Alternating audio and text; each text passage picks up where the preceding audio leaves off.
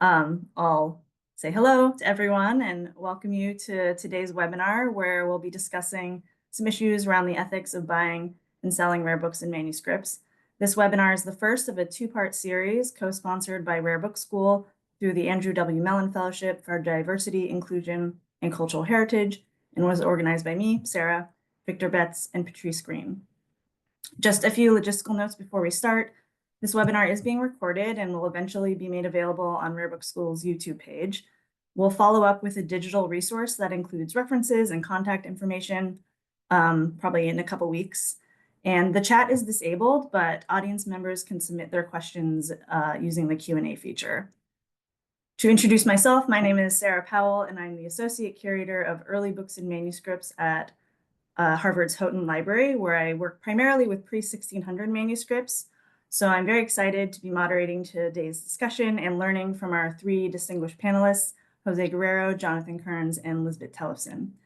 Together, we'll talk through some of the complexities of the archival trade, including its impact on cultural heritage, modern collecting practices, and the connections between institutions, collectors, and the communities they serve. I'll introduce each speaker before their brief remarks, and after everyone has presented, we'll open up to a discussion among the panelists and then take questions from the audience. So as I mentioned, we have disabled the chat, but we are using Zoom's Q&A feature, so you can submit and vote on others' questions. So feel free to submit a question at any point during the panelists' remarks, and we'll get to them at the end. Thank you, and I look forward to exploring this timely and important topic with you all. So our first speaker is Jose Guerrero. Jose is a cataloging librarian at the Berkeley Public Library.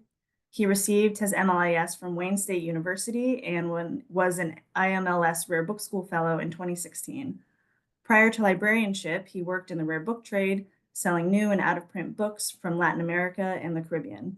His interests include library history and histories of books and book collecting in Latin America. Jose believes every book is a rare book. Now, to you, Jose.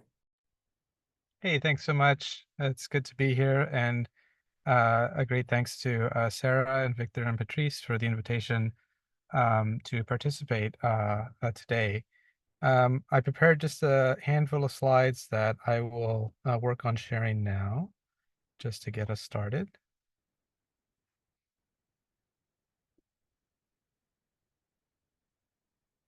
Oops, I got a little ahead of myself. That's okay. Okay. Oops. No. Okay. So yeah, well, thanks again. My name again is Jose Guerrero. I've been working as a librarian for several years now, and as was mentioned, I worked in the rare book trade prior to that. And it's been over 10 years since I first stepped into a bookshop that was specializing in rare and out-of-print works from Latin America.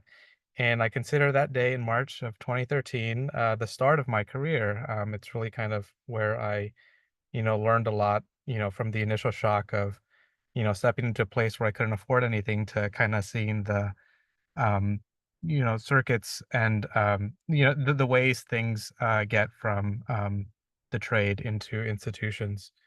And as I look back on my work adjacent to and in libraries, I've come to a somewhat, maybe counterintuitive realization that while libraries are supposed to be safe houses of knowledge, they are often anything but. It's very likely that some of the greatest acts of destruction have been carried out in the name of preservation. And so maybe one of the greatest examples of these that has been written about a great deal is the Brittle Books program, which ran from the late 1980s to the early 2000s. And this was basically a nationwide effort to preserve works in academic libraries that were crumbling due to the acidic content of mass-produced paper, which was especially common in 19th century works. So there was this huge rush to convert, things from paper to microfilm in an effort to preserve them. And in the process, many materials were discarded. Many of the original materials, that is, like the sources of the surrogates. And, there was a great deal of controversy about this. This is, pretty well-tread ground in terms of like books and articles that have been written about this subject. The book conservator Ray Silverman's comment struck me when I first read it several years ago that, in many other countries, what was done in the name of the British Books program would be considered like a crime against cultural heritage. And so more recently, Daniela Bleichmar has suggested that the circulation of certain indigenous painted manuscripts, namely the Codex Mendoza, that the circulation of these texts throughout Europe, throughout the intellectual circles of Europe, led to some of the greatest scholars of the time coming to false assumptions and really false conclusions about the text. So, it's another example of how the circulation of text through libraries, personal and institutional, kind of create this non-knowledge or dissociate the meanings of a text from the object. And so this has been an area of great interest to me, and really kind of a recurring theme, as I've been working in libraries of various sorts, from, large academic research libraries to smaller special collections, and even to an extent in my work in public libraries. This idea that the more something circulates, the less we know about it. So this is a serious ethical problem, I think. Surely no one wants to see libraries as anything but beacons of knowledge and enlightenment.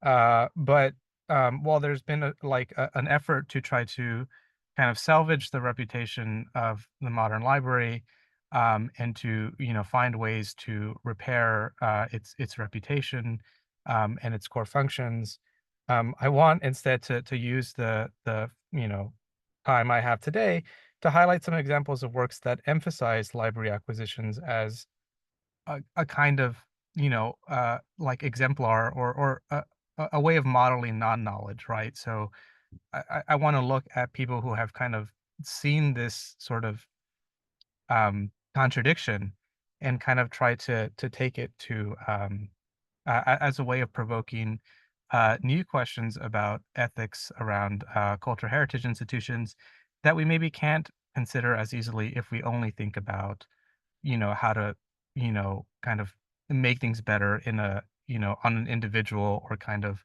one-to-one basis. So these projects kind of turn the library on its head and suggest that its primary function to collect can be and has been and will be destructive and violent. And they do so in ways that are spectacular. And it's, in fact, this very spectacle that I believe can bring us to a necessary ethical reckoning. So this is sort of the first section on, things that may at first glance appear anti-ethical, in fact. And the first work that I'd like to point out and kind of, present to y'all is Eduardo Avaroa's installation project titled Plan for the Total Destruction of the National Museum of Anthropology. So basically what Avaroa proposes is to methodically destroy the building, which is sort of a major monumental museum in Mexico City, to destroy the building and its collections, including its artifacts and its ethnographic collections and dioramas. And so what you see on the right is a page spread, which shows sort of the empty space where the museum used to stand. And the project is quite interesting in that, it was drafted in consultation with civil engineers who advised on, the most ideal ways to, destroy, for example, the gift shop. And there's a school there as well, and a library. And what we see here is the plan to destroy a monolithic statue, which was taken from a village in Mexico and relocated to Mexico City at the time that the museum was built in the 1960s. And what Avaroa kind of is getting at in this project is kind of pointing out this kind of a dissonance between the desire to preserve a kind of a pre-European contact history and the artifacts that come with that history, um, while at the same time, the state, which is funding and underwriting this project, is actively engaged in destroying the living remnants of those ways of living and those people. And so this monolithic statue is kind of emblematic of the kind of attitude that the state took towards actually living, indigenous people in Mexico at the time, and took their artifacts and put them on this pedestal, but removed them from their original context. And the place where they had important local significance for as long as really anyone could remember. Um, it's a interesting project also in the way Alvaro has talked about it as, you know, um, trying to come up with a way to address an institution which he himself, admits to admiring a great deal, but also is tied up in all this kind of racism and colonialism as it was expressed and enacted through this nation building project. So it's a very iconoclastic and sort of deliberately so.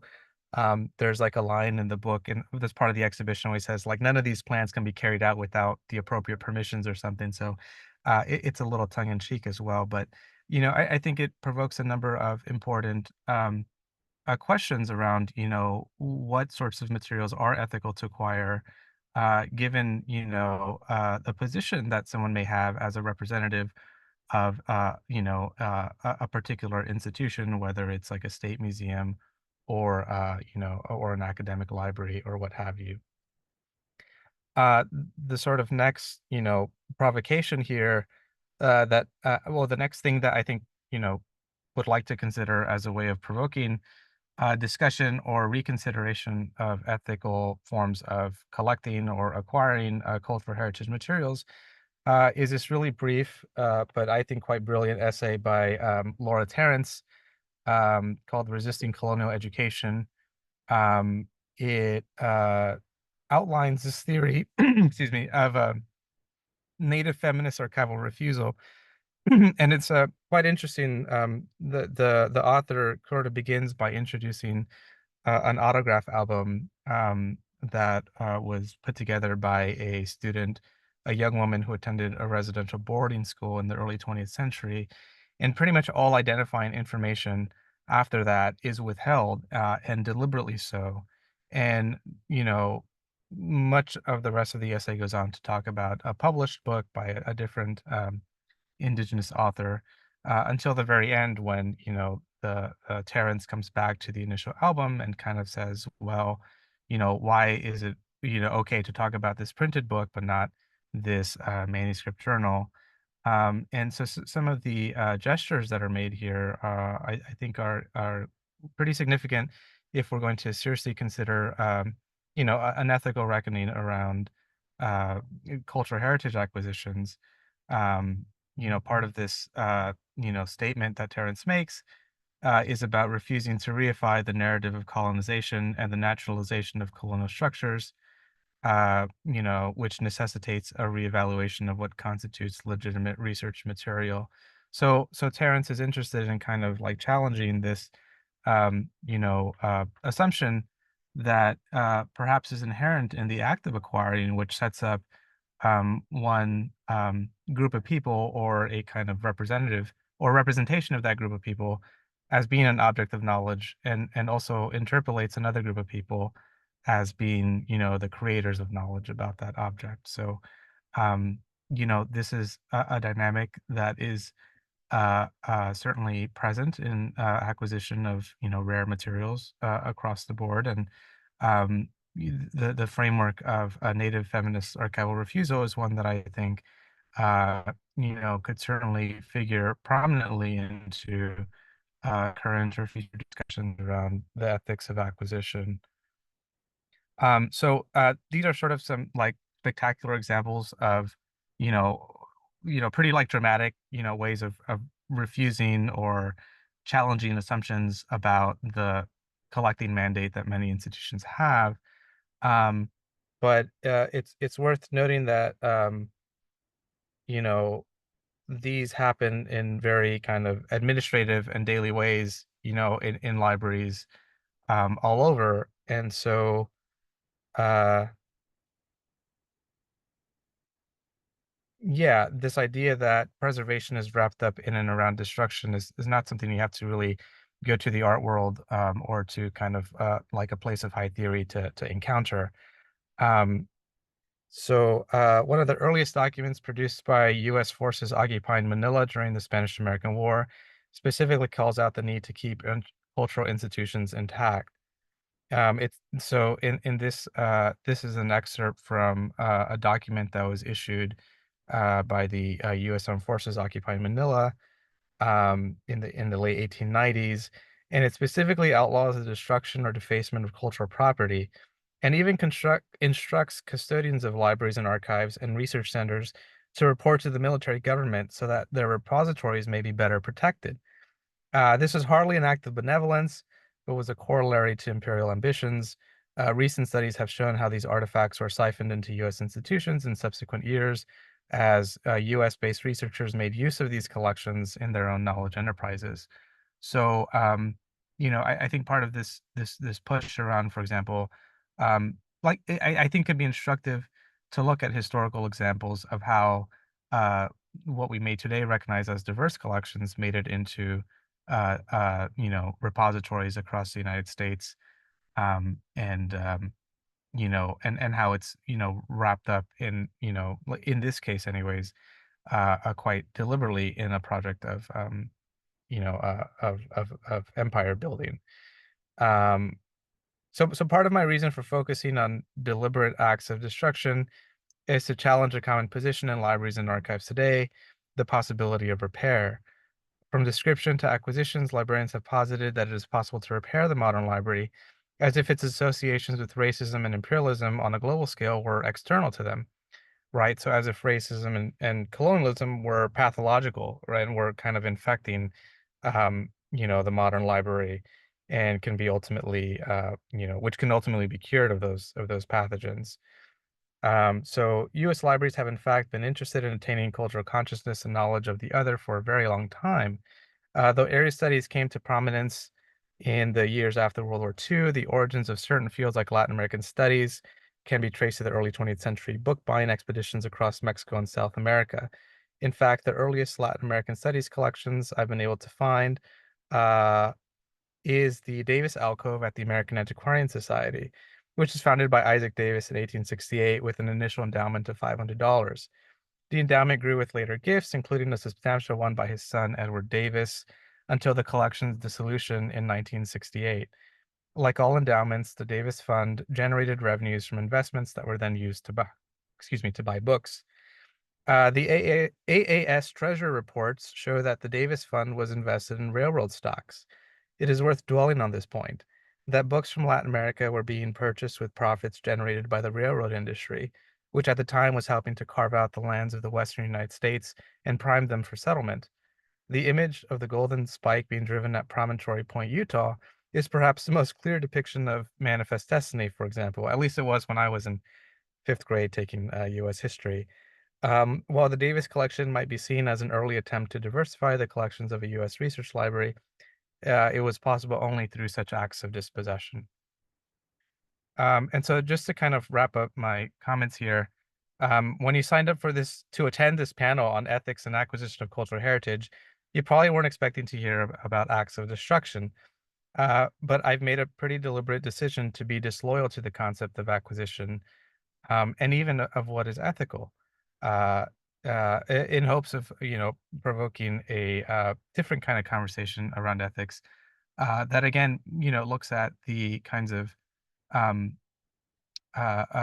different institutions that are involved in the acquisition of cultural heritage materials and the building of these collections. So our training as library or archival or information professionals has primed us to view things like Avaroa's plan for destruction of the Museum of Anthropology or Terrence's anti-citational practice as pretty unethical. But I believe these episodes encourage different questions that aren't limited to individual choices about what to buy or where to buy or who to buy from. And I will stop there and pass it on to the next presenter. Thanks a lot. Thank you so much, Jose. Our next speaker is Jonathan Kearns. Jonathan has been a rare book dealer for 30 years, primarily in the British trade, and now works with Lorne Bear Rare Books in Virginia. A co-founder of the York Antiquarian Book Seminar, he has built collections for US and British institutions, focusing on materials related to marginalized communities, supernatural fiction by women, and unique folk sources. His work reflects a commitment to preserving historically rich yet often overlooked materials. Hello. Thank you very much for having me. That was a fairly glowing introduction. One of the initially weird things about being a member of the rare book trade who's asked to discuss ethics in the rare book trade is that the rare book trade itself is a rather opaque, rather hermetic trade. So from the point of view of lots of outsiders, it appears that our ethics are kind of made up on the spot, but this is not actually the case. There is a great and beautiful British book dealer called Simon Beattie, who simplifies the book trade in his seminar lectures by saying that book dealing is basically buying a book with one price in it, rubbing that price out, and replacing it with another one that is hopefully higher. And that's the essential nature of book dealing. But he will happily admit that that is the same as describing flying as go up, stay up, come down safely. It's a very handy 2D explanation of a thing that is actually a collection of rather 4D complex decisions. So in the book trade, the basics of due diligence that we exercise all the time whenever we buy anything, they don't really count as ethical exercises because they are A, a legal and professional requirement, and B, they are mostly centered in trade self-protection with a built-in corollary that protects the purchaser. Is it genuinely what it says it is? This is the material in question. Where did it come from? Do you have ownership rights to it? And how much are you going to sell it for after you catalogue it correctly? Those could be, they're paraphrasing, but those are your basic sort of initial, especially where did it come from and do you own it? Those are, title is a tremendously important part of what we do. Provenance is a tremendously important part of what we do. Ethical questions that should occur to you or might occur to you after you've cleared the initial due diligence process should be, in my case, they would be, who does my work or my knowledge hurt? That's the first question. Who does my work or my knowledge help? Who can benefit most from it under the current circumstances? And where should the end result of my work be placed to do the most good? Those sound a little disingenuous because at no point have I mentioned money. And the answering of some of those questions introduces book dealers to the concept of holding two opposing views in their heads at the same time. But this is good practice for humans, and we should do more of it. A lot of those questions, who does my work affect positively or negatively, are oddly and interestingly automatically asked in the practice of their labor by a lot of the younger and newer book dealers who come into the book trade. So you can't imagine Better Read Than Dead or Capitol Hill or Kate Mitas or Hike City or any of the people like that not asking those questions of themselves when they're handling various types of material, because you simply can't imagine them being in it just for the money. If it's just a financial exploit, then there are thousands of other things you could be doing which would be way better at giving you money and giving you a steady living than the book trade, which comes always from a position of precarity and is very dependent upon the social currents, the things that are currently occurring societally, culturally, globally, whatever. There are way more less intensive and less emotionally involving ways to make a profit. The book trade is not one of those. And similarly with firms that have a lot of experience, that have come out of a long time in the trade and changed themselves or adapted themselves to their current position. People like Type Punch Matrix or Captain Ahab's Rare Books or Garrett Scott, he would be an excellent example.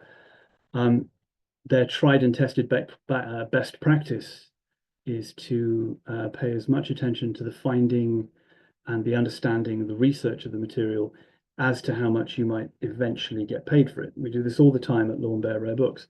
The payday is theoretical. You're hoping for it, desperately in many cases, but it is theoretical. The material is real and it is in your hand at that particular point, and you have to respect it and pay attention to it and work intimately with it in order that it helps you to get paid eventually. It is the process by which we journey towards making a living and being able to do this for another day. So when I first encountered Lorne, which was at the Colorado Antiquarian Book Seminar about 12 or 13 years ago, one of the things that he said that affected me quite a lot was that most book dealers sell books so that they can buy more books so they can continue to be book dealers. There are very few of us that are in this with the intention of thinking we will get rich, or we will become financially comfortable, or we will become, you know, sort of the corporate thought leaders or something. That's not really the angle from which most of the people I know in the rare book trade approach what they're doing. We're book dealers because we desperately want to be book dealers. And the only way you can stay a book dealer when you desperately want to be one is by selling things. And you have to ethically, carefully, cautiously, and mindfully navigate your way into the position where you can make a living and continue to be a book dealer without there being a necessarily conspicuous downside to it. So one of the anecdotes that I always mention whenever I talk about Lorne, who is the person I currently work for and is a large part of currently my understanding of how we navigate our way through the complexities of the rare book trade, is that he went to a library sale, just a local sort of, well, a country sort of library, where they were deaccessioning a bunch of stuff, and every couple of years they put everything out on tables and they price it. And one of the things they put out on one of their tables was an enormously important collection of 1860s Civil War related material, which is a well-known object and which is worth a tremendous amount of money, certainly a lot more than the things on the table were currently being sold for.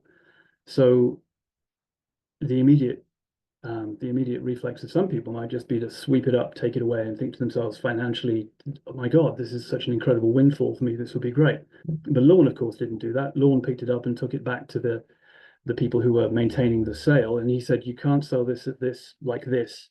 This is worth an incredible amount of money. You need to work with me on this, and we can figure out the best way to get you what you need from it.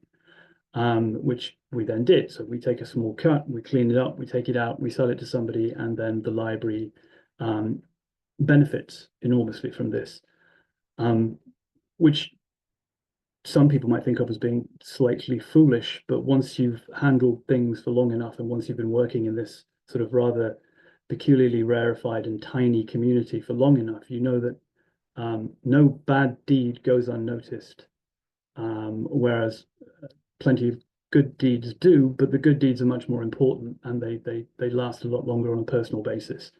So you could take the money and run, but it won't benefit you in the long run. It won't be a good thing to do.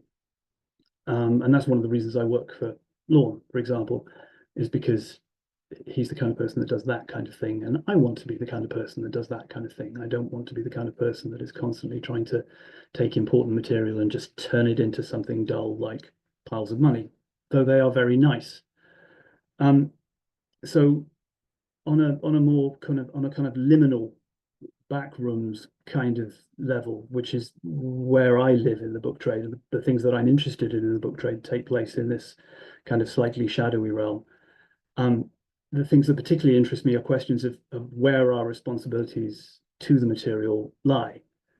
And my primary response to that would be very dramatic and rather typically Jonathan to any of the people who know me, and say that I feel our primary responsibility is to the dead. This is how I describe what I do. I am responsible to the dead, the people who are gone and long gone, or who produced and created this material and or otherwise left their mark on it. And they exist now almost entirely in this object form, this diary, this journal, this archive, this album. This could conceivably be, and most likely in many cases is, the only evidence beyond a very dry parish record or something that this person ever existed. And that they held an opinion, that they loved, that they lost, that they had ambitions, that they recorded their dreams and aspired to things or struggled against adversity, or even visited adversity upon other people, which is an equally important thing to know about people. And they have been left without any voice other than this object, other than this assemblage. They have no nuance or context. And as book dealers, it's our job to restore them to a state where they can purely and simply be learned from. We give them back their context. We give them back we nail them back into their place in the timeline, their place in history. And then if everything is going well and we do our job properly, then we're putting them in a position, in a place, in an institution or a collection where that significance, that context can be learned from by the living.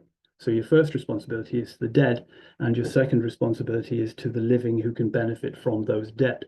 So an example I always think of, and the details will be a little fuzzy, but a few years ago, three years ago probably, there was in the UK, they discovered the diary or diaries of a sort of gentleman farmer from the north of England, I think in the sort of 17th or 18th century, who was keeping records of all of his usual things, how many cows, how his wife is, how his kids are doing. But one of the things that came up in his intimate personal diaries was his attitude towards somebody else who had been found guilty of homosexuality and or accused of homosexuality. And he expounded his ideas on how he felt about this in a very sort of open and clear way, that he doesn't really understand why anybody would get so bent out of shape with this, even tremendously religious people, because God made all things, and he followed that argument that therefore God made this man as he is, and that it behooves us all to be much more sympathetic and tolerant and caring of people who differ from the main, which now would sound like the absolute basic opinion that you should be holding about anybody who is differing from your idea of what constitutes the norm. But in those days, we have this sort of monolithic idea of that period being universally racist, misogynist, homophobic, sexist, or whatever particular prejudices we wish to ascribe to it. And only through items like this, only through pieces of material like this, can we understand that there are no historical monoliths. There are no enormous, solid, unassailable fortresses of prejudice and belief. All of them had cracks in them. All of them had rats in the walls. All of them had slightly collapsing roofs, and they were all being eroded or rebuilt. And they're all constantly morphing and changing, even though they are, long in the midst of history. So the finding of an item like that, the publicizing of its contents, and then the understanding of what it means and its significance, we find something like that. We then have to figure out what we're going to do with it so that it doesn't simply become, as is a problem with any society in the throes of late stage capitalism, where the only signifier of value is its price tag. We have to be able to go back and reassign value, quality, worth, etc., independently of the price tag, but the price tag always has to be there. And I think that those items like that, material like that, is incredibly valuable for a number of progressing reasons. Initially, it's valuable because it provides this primary source insight into common beliefs or common understandings during a particular period that we don't necessarily have a common understanding of. And secondarily, it's important because that opinion, that primary source belief system, or whatever it is, opinion system, will be of tremendous further significance. It'll be differently significant 25 years from now, 50 years from now, 75 years from now. The cycle of how people understand what their forebears or what their predecessors were saying and believing about things requires several different sources, several different inputs in order to become fully comprehensible. So that's it. Your primary responsibility would be to the dead. In this case, for example, this gentleman farmer, the voiceless dead. The second great responsibility will be to the people who will end up handling and using the material. And the coolest brilliant. The thing I love most about selling things into special collections is that they will be used. It is selling things into an institution means that the material endures in a dynamic form rather than being just a static holding. If I place an object of importance into an institution, people are going to use it in research, you're going to use it in lessons, exhibitions, showcases. So there's no way, it's an added layer of responsibility, an ethical and moral responsibility on me. There's no way I can cut corners or take shortcuts whilst under that kind of continuing ongoing scrutiny. At some point, every mistake I make will be laid bare. Every shortcut I might be tempted to take because it's late and it's raining will become visible to somebody, to some person, an order of magnitude cleverer than me 25 years from now. And I don't want that to happen. I want them to be looking at the thing that I put there, and I want them to be feeling that it is in its rightful place and that they are using it to the best of their abilities.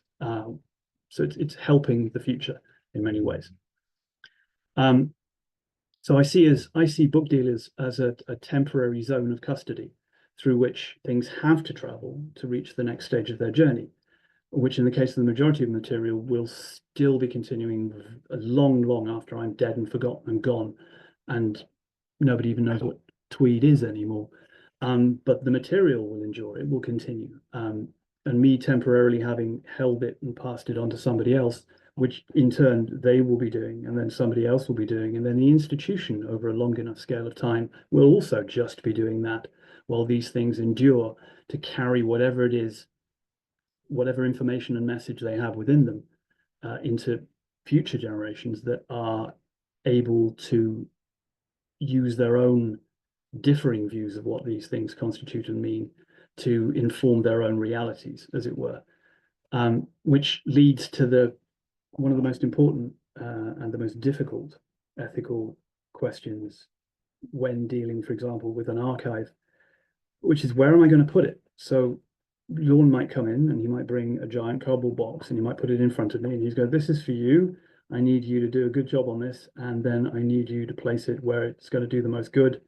And I'd also like us to get paid. That's a very not quite accurate form of a Monday morning conversation with Lorne, but it is nevertheless, the basic bones of it. So you work with it, you sit with it, you follow the Garrett Scott best practice of collating every single thing you can find. You follow the Amir Naguib, Captain Ahab's Rare Books best practice of finding the reference works that it talks about or that it requires. You look it up on OCLC to see how many people might have some holdings that conform with what it is that you're working with, or have points of connection with what you're working with. And then you have to try and figure out where is the best place for it to go. And sometimes that is much more difficult than simply selling it to the person with the money. It might be that anything we end up with is tremendously important and interesting, and that anybody would want it, but there will be a perfect place for it to be. There will be a much better place for it to be. And that happens almost constantly with every major archive that I work with, that it's much more a process of sitting there, sitting with the material, sitting in the material, trying to figure out the most ethically and morally beneficial way of placing it somewhere where it will be of great worth, while still managing to be, from the capitalist business side of things, profitable, so that we can continue to be book dealers, so I can continue to find material, and so that I can continue to work with it. Because from a very selfish point of view, the least important part of most things that I work with is the price tag, which is the kind of thing that makes people who employ me very nervous. And they give me things and then they go, yeah, but it still has to make money. And I'm like, okay, I'll have to do my best. And that for me is often the hardest part. But if I sit with material for long enough and I work with material for long enough and I learn enough about it, this is going to sound very weird, it will eventually tell me how much it should be worth. And that then assists me in trying to place it in the correct places. And when we're trying to sell things to the right institution, that we consider to be the right institution, the best place for this material to be, we will move heaven and earth to make sure that it happens. We will, break up however much it costs over a period of time. We will wait until new financial years start. We will enter into Zoom conversations, and we will send you endless videos and as much support and additional material as you might require, because that the point of the work is to put it where it belongs, to put it where it needs to be. The point of the work is not just to cast it out and then hope that somebody pays you money for it, or simply walk up obediently to the person with all the ready money and go, here it is, this is another thing for you to add to your big pile of things that are already yours. Because often that is not of service to the material. It's not of service to the end user. It is hurting people, and it is hurting the material. And it's also kind of eventually harming us, because that becomes vaguely addictive. The process of just passing things to the person who's then going to pass you money back in the opposite direction is not the reason that most people got into being book dealers, and we do it occasionally, but it's not our favorite thing to do if we can possibly avoid it. Lawn Bearer Books, for example, deals in rebellion. We deal in revolution. We deal in social movements. We deal in civil rights material. We deal in anarchist material. We deal in angry people. We deal in angry, fighty people who know how to make their own Molotov cocktails. And as a result of that, half the things we sell don't have an appropriate position in the places or establishments or institutions that might have made, or collections that made those revolutions necessary in the first place. So we have to be mindful constantly of how to navigate that, whilst also simultaneously kind of maintaining our pseudo-academic, pseudo-scholarly, because a lot of us are quite unqualified in that particular region academically, and trying our hardest to maintain integrity without necessarily embracing any particular sort of membership. It's being a member of a club that will happily greet you as a member is something that you are suspicious of as a rare book dealer, especially if you're a rare book dealer who deals in material that is angry or incendiary or reactionary or in some way revolutionary. And almost all book dealing is by its nature a radical act. So by pursuing this radical course of action, you also have to pursue a course of mindful and moral, what's the word I'm looking for? Conclusion or catharsis to that initial action. You have to put it where it belongs, otherwise you've only done half of your job. So I now have to hand over to somebody else to talk about the same thing, but that would be my interpretation of the journey and the process that we follow. So thank you very much. Thank you, Jonathan. Our final speaker is Lisbeth Tellefson. Lisbeth is an archivist, collector, and documentarian based in Oakland, California, who spent 40 years preserving the history and culture of BIPOC and LGBTQ+ communities.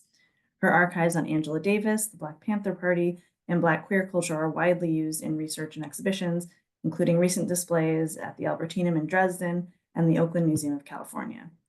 As an archival consultant and manuscripts dealer, she has placed collections in institutions such as Yale, Cornell, and the Smithsonian's National Museum of African American History and Culture.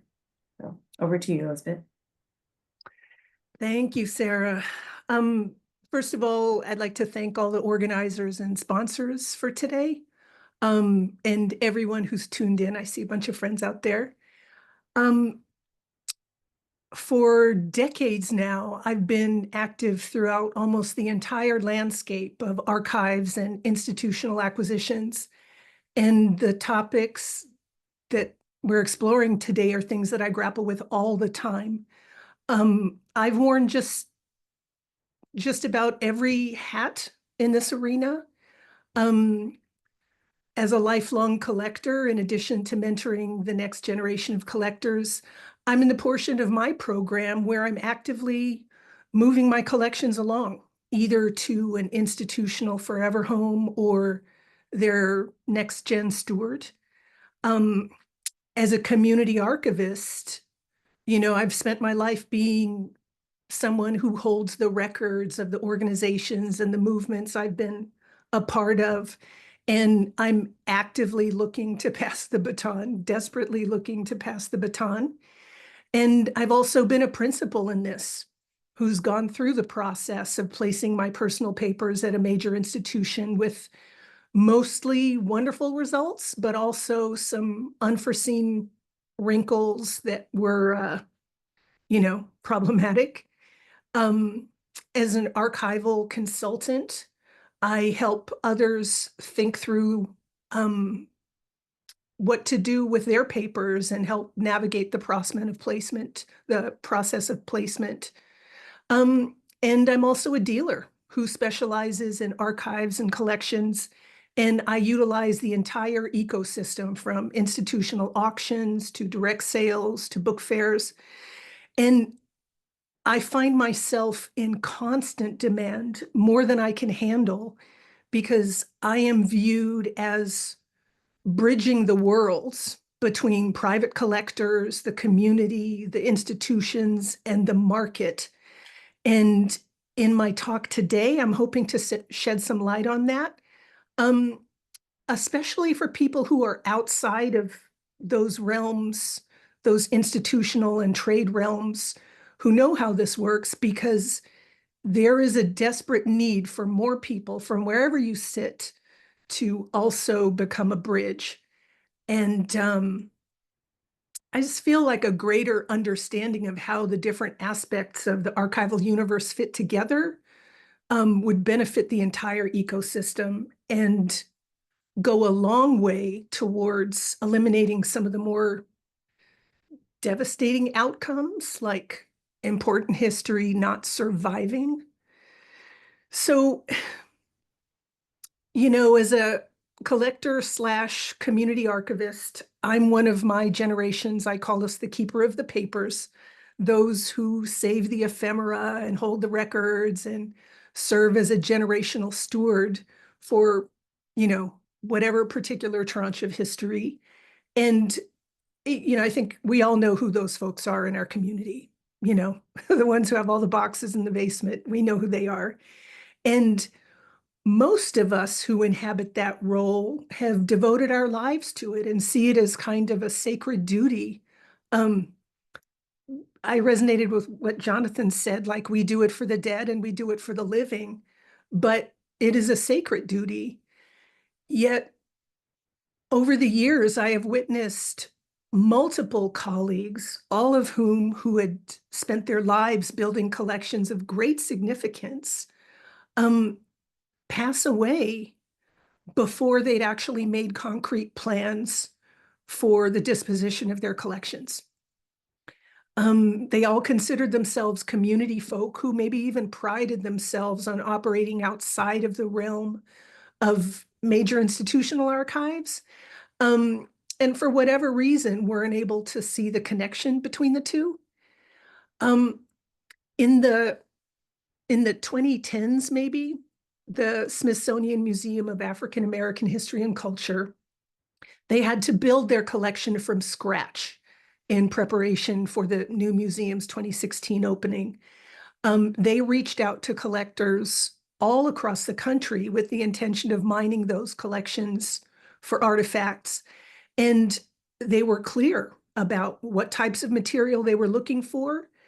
And it was like a once in a lifetime opportunity for those of us who were sitting on collections of history to participate in something amazing. I had a curator visit and ended up contributing upwards of 50 pieces to the Smithsonian.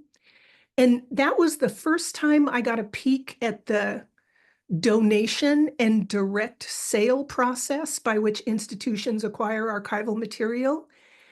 And I had to jump through a lot of hoops, get a sam.gov number, but it was an invaluable lesson. And most importantly, from that moment on, it gave me a sense of endgame, an example of how, an example of an excellent outcome for my life's work, right? Something I think every collector needs to think about sooner rather than later. And it was also an example of an institution creating a symbiotic environment, one with transparency about what they were looking for and a clear path to follow to deliver those materials to to everyone's benefit. So improving communication and strengthening the relationship between collectors, community archivists, and institutional archives is something the entire ecosystem needs more of, in my opinion. There are also knowledge gaps that exist within the community as well. I've heard of institutions approaching major figures, the bold-faced names about their papers, but there are folks in the community, in every community, who have made contributions to history. There are communities whose histories are extremely underrepresented in institutional holdings. And there's a lack of understanding that papers have value. For me, many years ago, my partner, who had been part of a groundbreaking trial in the early 70s, was contacted by her late lawyer's law firm asking if she wanted her old trial papers. And she was not thrilled with that prospect, but decided to get them anyway to see if there was anything personal worth saving. And afterwards, she just couldn't wait to get them out of the house. So I asked my local book dealer, do you think anybody would be interested in these? The answer was a quick yes. And almost immediately they went off to a major institution. And that was the first time I realized that the book trade also handled material like that.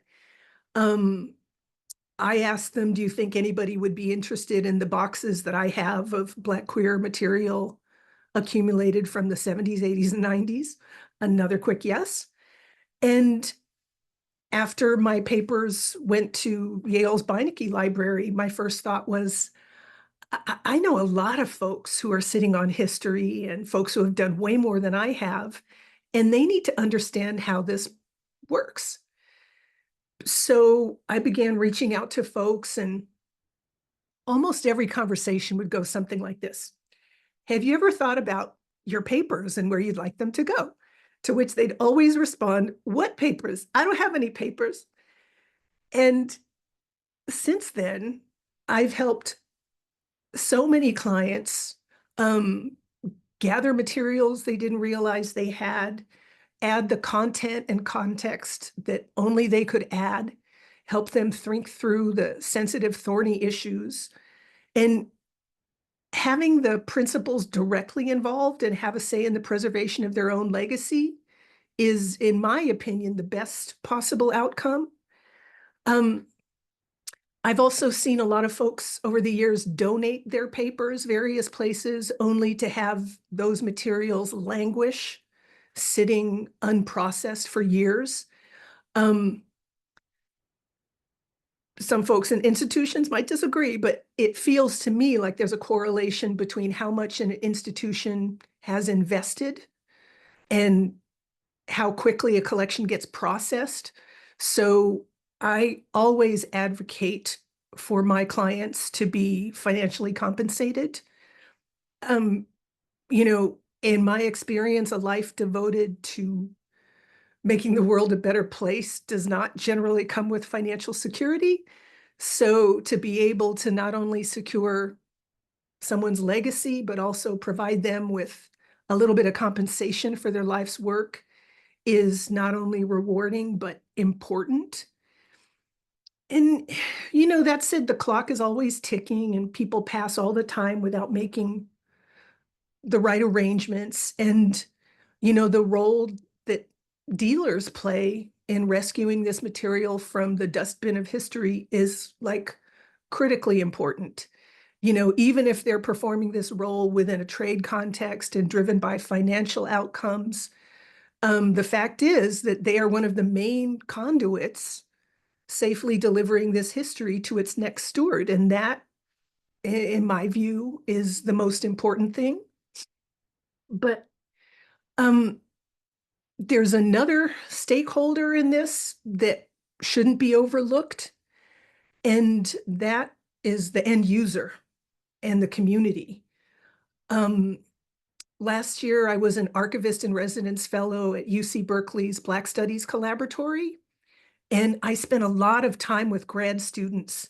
And one of the most unexpected and dismaying takeaways was the disconnect between the students and the archives. I found that few had ever visited or were even aware of like the special collections on campus, even those holdings that they would have considered fascinating and relevant to their lives. And as someone who's devoted my life to building those collections and making sure that they get delivered to those institutions specifically to fill in those gaps, it breaks my heart to see that the folks I'm doing it for, that I know are hungry for this history, either don't know it exists within their grasp or don't know how to access it. And that disconnect also extends to the larger community.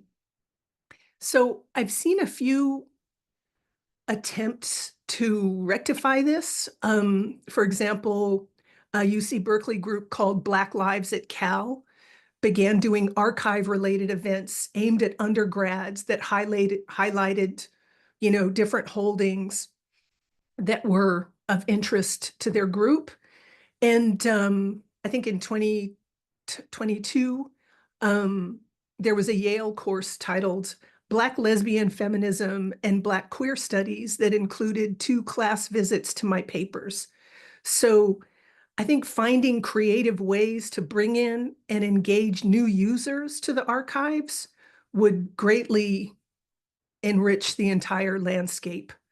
The year that I spent on campus, I also devoted a lot of time into looking at what the archival acquisitions process looked like from within a large institution.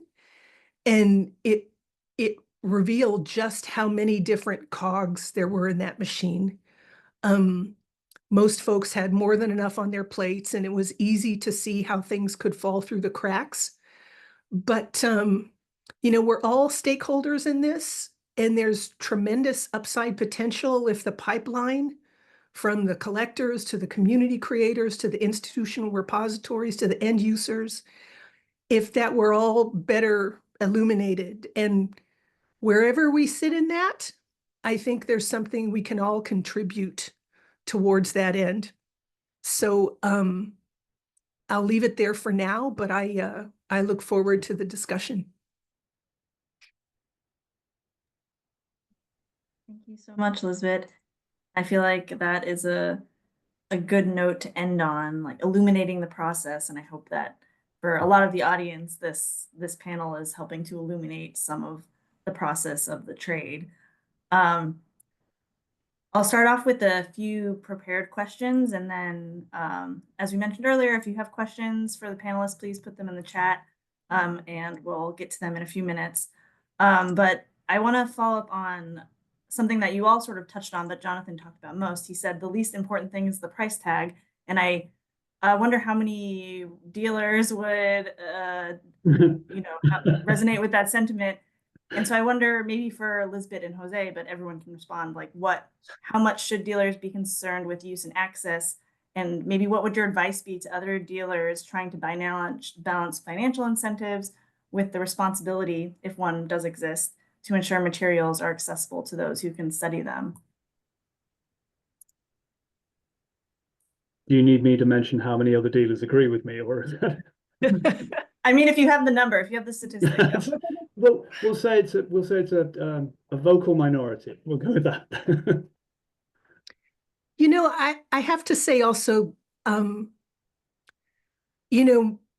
most of the people that I work with are, from marginalized communities, and I'm feeling some kind of way about making sure that their contributions to history are properly valued.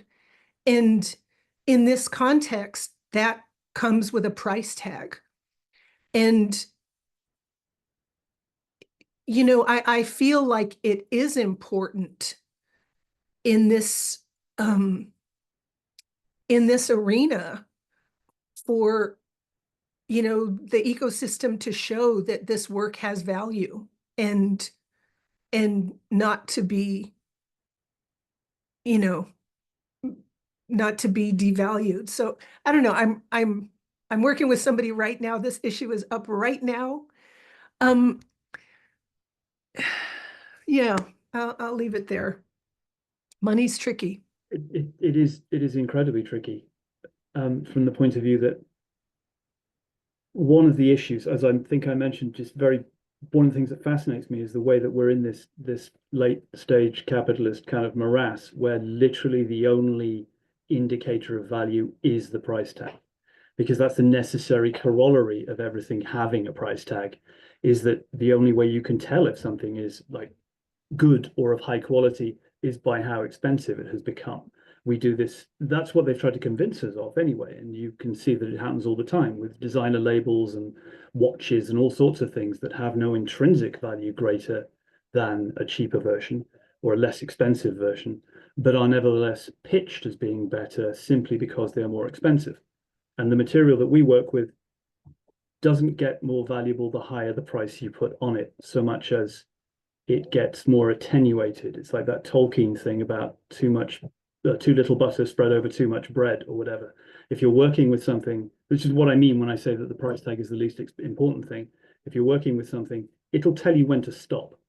You can't just sit there and go, this is 50 grand, because the thing itself, when you look at it, present it, photograph it, catalog it, will be there going, I'm not really 50 grand, I'm like 25.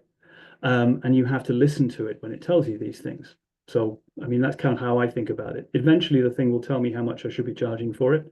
And then there's the work and there's the initial, how much it cost you, etc. But you shouldn't, I personally don't think that it benefits people unduly to go into it initially looking at a big pile of stuff and going, this is a $20,000 pile of stuff. You look at it and go, this is an important pile of stuff that I need to explore and work with to find out how much it is actually going to be eventually valued at. And then that also has to be tailored to who's going to be able to access it.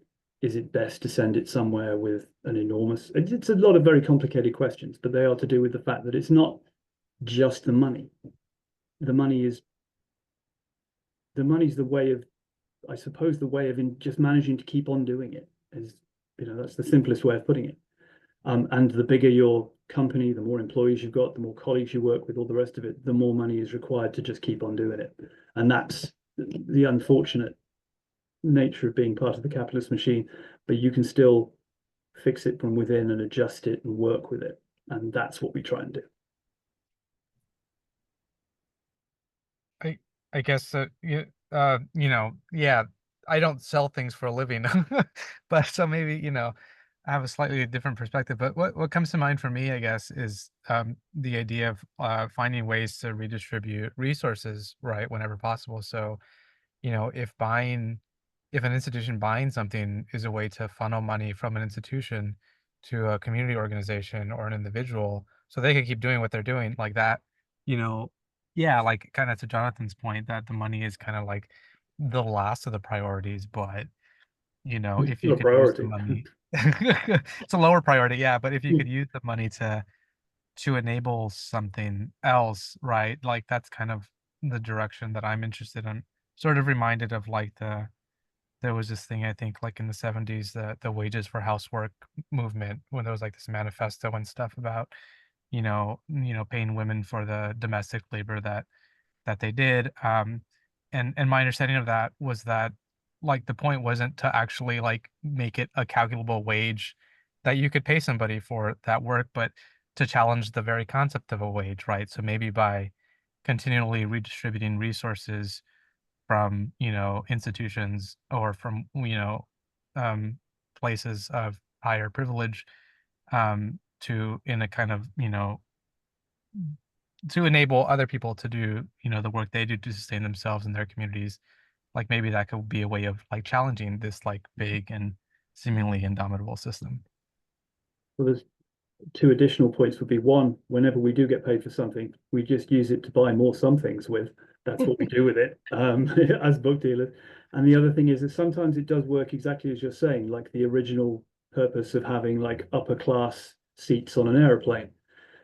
25 people pay $5,000 or $6,000 to fly across to Dulles, so that 200 people only have to pay 99. And it's like that. We kind of think of it from that point of view as well. In some ways, if I can get paid by some sizable and impressive institutions for things that they value, then it also gives me more breathing space and leeway to move things in the direction of perhaps less financially gifted or stable institutions. So it becomes less of a pressure. Thank you. I like that airplane metaphor. I see we do have questions in the Q&A now, so I think with our about under 25 minutes remaining, it would be wise to pivot to those. Oh yeah, one of them is for me. Vic, yeah, I guess I can look at them and see what the most upvoted ones are. Oh yes, yeah. So Victor is going to manage the audience Q&A. So. All right, hi everyone. So the first question is for Jonathan. It reads, I'm curious how you determine which institution is the right one. I think placing materials in places that will use them well is really important. And I, in the library I work for, Wangenstein Library at University of Minnesota, have benefited enormously from this style of relationship and way of working with booksellers. But I suspect that this mode of working could also open booksellers up to ethical risks as well. How do you gather information about institutions, especially smaller and less well-known ones, that might not immediately spring to mind when doing an initial deliberation about where to place items? What can we do to make sure that you know us well enough that you think to reach out to us if you happen upon something that could be right for our collections? Ooh, right. The simple, straightforward answer is actually kind of almost most of it is in there. We do our very best to build close relationships with institutions. That involves like inviting you to places. So if we go to a book fair, we have a discretionary number of free tickets and complimentary passes. We will send those to people that we want to either already have relationships with that we wish to build on, or they're just our friends and we'd really like them to be there, or people we have specific material for that we'd very much like to show them. And we'll be open about that. We'll say, we'd love you to be at the fair because we have some things to show you. It's not an ambush process. But the thing is, because of the nature of the sort of slightly opaque nature of both institutional collection strategies, etc., budgets and all the rest of it, and the slightly hermetic, opaque nature of the rare book trade, the only thing that will help is us talking to each other about these things and sitting and discussing these things and meeting you at book fairs or coming to see you. That's another thing that we really want to be doing more of. There are certain institutions that we go to visit, we go to see them, and we may bring things with us. We may tell them that we could bring things with us if they want, and we just look at what they have, look at what they want, look at what they're interested in. You can send us collecting strategies, things that you want to be building, things that you are looking for. But it's all about talking, because otherwise, if you are in wherever you are doing your work, you're very busy. And I'm very busy doing what I'm doing, and the two of us will just pass each other like ships in the night. And in the worst case scenario, the material might end up going somewhere where it isn't best. The example I was particularly thinking of while I was doing that was actually a geographical example. The right institution for a certain type of archive or a certain type of material will be geographically close to where that material either originated or where it deals with. So I have, for example, an archive of a very early outlaw motorcycle gang from the 1920s and 30s based in the Ozarks. So I have to find an institution in that area that is going to be interested in this amazing repository of weirdness. Long before outlaw motorcycle gangs became a thing, apparently the Ozarks had them before the Hells Angels, before any of those things originated. So I'd have to locate that, which means I have to talk to a lot of people whom I wouldn't necessarily actively bump into at a book fair, because they might come from a smaller institution, and so I have to go introduce myself to them. But there's also no reason why you can't just introduce yourself to me. That's another thing that can happen. So I think that we need to talk more. That's the answer to the question. Great. So we have more questions rolling in. So I'll read the next popular question. And this one reads, I can feel the tension that Elizabeth's tension in seeing how things are treated when they are purchased versus when they are donated. As a manuscripts curator within a large institution repository, I try to err on the side of the donor and advise them to get an independent monetary appraiser for their collections. But this feels tricky. Not only are there not many appraisers in our networks, how do we measure the value of unique archival materials from historically marginalized groups? What is the range? How can we see these values over time? It's hard to know what would be fair. How do you advise your fellow collectors in finding a fair price, I'm guessing this is? Yeah.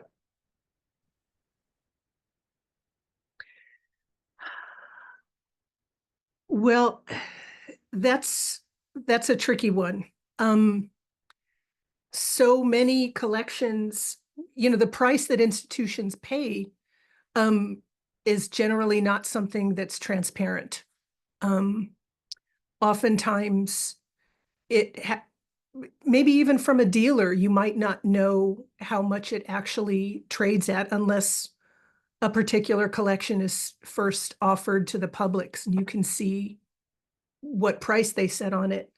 I think those of us in the trade, dealers who are in the business of pricing collections, we each have our own formula of what, of what sorts of things we would use. I'm constantly thinking about, how unique is the material? Is it rare or is it material that's also resident in other archives? Who is the market for this? How broadly will the material be used? Is it a specific tranche or is it something that will have wide research potential long-term for the institution? I think about the other institutional holdings, if they're strong in a certain area and this collection is something that would greatly enhance that, then, that's something I might also include in the price. But, price is something that's not transparent. Right now, I'm looking for comps for a fantastic collection. And other than a recent New Yorker article, I really don't have much to go by. Great. Thank you so much, Elizabeth. So the next question I have is for anybody on the panel. Could the speakers address concerns about cultural heritage materials leaving their communities of origin? Any thoughts on the post-custodial archival model, whereby communities or creators retain possession of the collections while institutions provide assistance with them?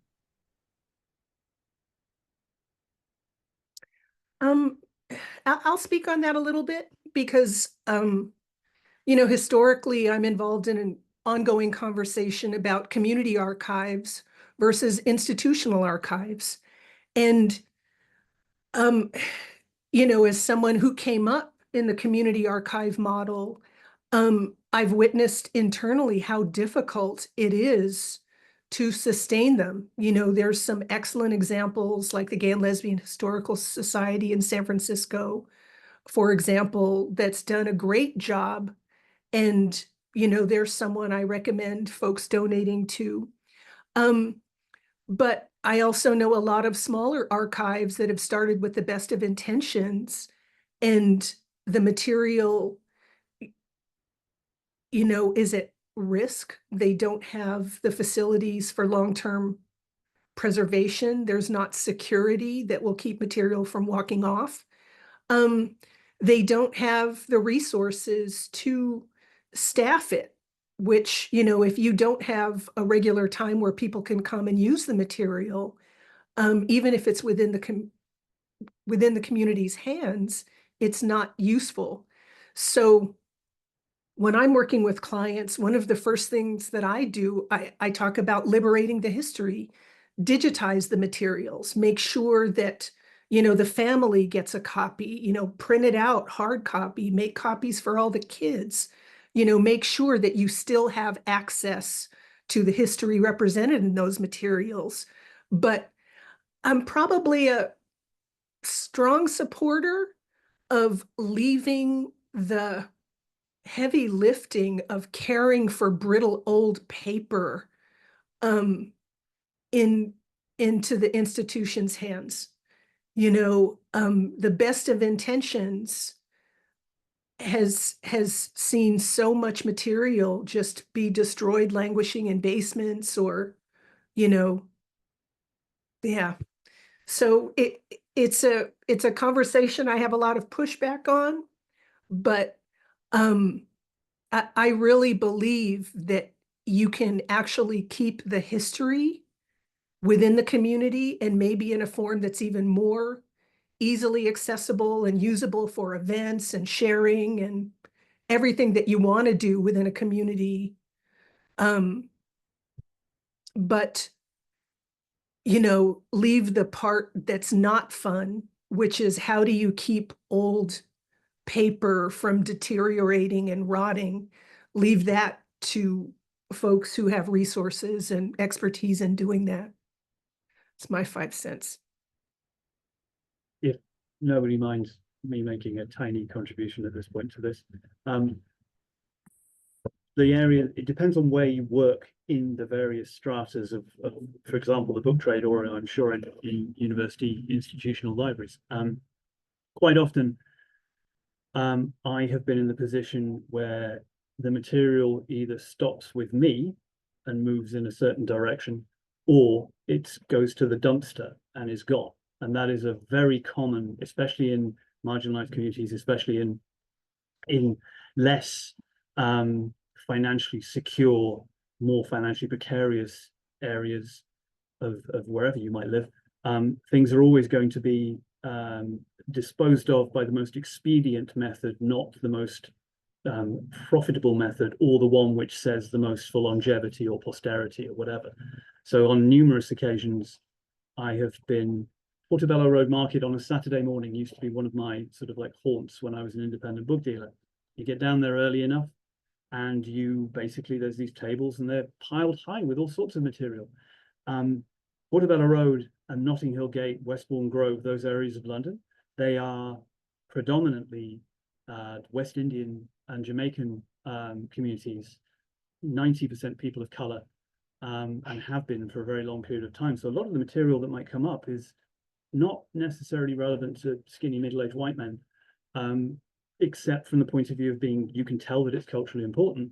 And if I don't buy it, there's a very, very strong chance that at the end of the day, it's just going to go in the piles of rubbish next to the rubbish bins, because they just won't take it home with them again because it's too much trouble, or they found it somewhere and thought it might work, and then the dealer who has it on their table is just like, not worth it to me. I'll just, the guy next to me will pay me 50 quid for the whole whatever's left over, and then I'll just go home again. And being there to filter that up comes with an added layer of responsibility, which is, now I have this, now I know it's not really for me, it's not really anything that I can, it's not part of my community, it needs to go somewhere, and then that further becomes a responsibility. So you can have a responsibility to the dead, and you can also have a responsibility to the incapable living, I suppose, might be one way. People who aren't capable of maximizing their own footprint, as it were, culturally, and that has to be, it has to go through a filter first, because there's no, when I lived the majority of my younger life, I lived in a tremendous sense of precarity, and there's no particular shame in not being able to preserve yourself under those circumstances, because you haven't got time. There's the expediency of survival, the requirements of survival mean that you don't have that luxury. So in a way, it's a tremendous privilege from my point of view to be in a position to have the luxury to try and find the right place to put that material in, even though I'm not quite the right person to be doing it. But then I can rectify that by finding the right place to put it.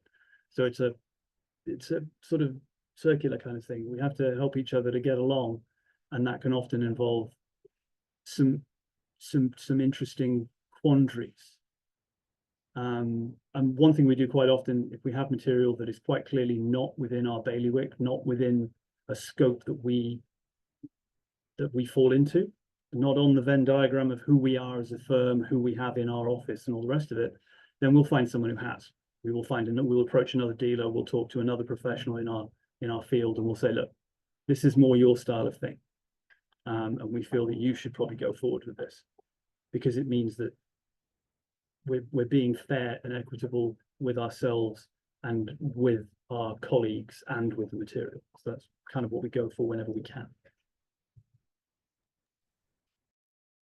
On this post-custodialism question, I think Lisbeth did a really good job of, well, I share lots of you know, concerns that Lisbeth shared about like the status of like the objects and the originals when, you know, there just may not be sufficient resources to maintain them. And so yeah, it seems like somebody has to have custody of this stuff, right? So like post-custodialism almost seems like a bit of a misnomer. You know, just because the institution isn't the custodian doesn't mean that somebody isn't, and that material should not be, you know, cared for in some way. But yeah, I'm also really interested in like the history of that concept. As I understand, it emerged in the 1980s in the context of this archivist who was kind of pointing out like, hey, with computers and all this stuff now, like there are way too many documents, and we can't, like, archivists can't be entrusted with preserving all of them. So we need to like shift the responsibility of archives onto individuals. So it seems a little bit like it's going down the path of socializing costs while privatizing gains, right? Like, you know, an institution might be able to, you know, play the part of like the hero by, you know, digitizing stuff, while, you know, the fate of the material itself is, you know, maybe, you know, has a more questionable status. So I don't know. I mean, that's not to say that that's always the case, or there aren't ways to address those problems, but it's, you know, yeah, I think that it, you know, there have been some, I think, problematic aspects to that. And I guess the only other thing I'd contribute to that question is to kind of like flip it. Like I've known that there have been some prominent cases of like major donors or major collectors who have had their collections on deposit at an institution for a very long time, you know, but they retain the custody. So it's kind of like the inverse of the post-custodial model, where like the custody is at the institution, but like the title is still with the donor, right? And there's some agreement about when that will shift, when that, you know, title will change hands. But I think the fact that like, you know, well-heeled collectors and donors have, or very, you know, famous ones have been able to, you know, make those kind of like inverted post-custodial arrangements, you know, is also worth thinking about in the context of this, you know, the question that was posed. Thank you all. So I think we have time for just one more question. And so the final question from the audience will be, from a donor's perspective, what are some creative ways to connect new users to archival collections?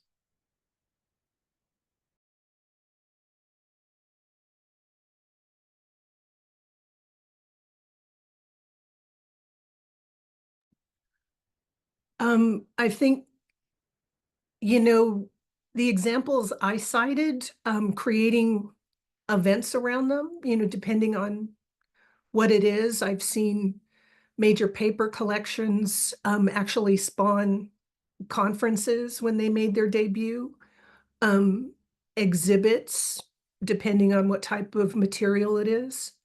But, you know, I think events tend to be that place where you can bring together different aspects of the ecosystem, and it's an opportunity to, you know, just strengthen those connections. I mean, I know different institutions, for example, who used to do a monthly event at the public library, you know, helping people deal with, you know, family genealogy or how to handle different artifacts. So yeah, I think programming is probably a natural place for, to try and get some new interest and buy-in, and inviting people from different parts of, the landscape.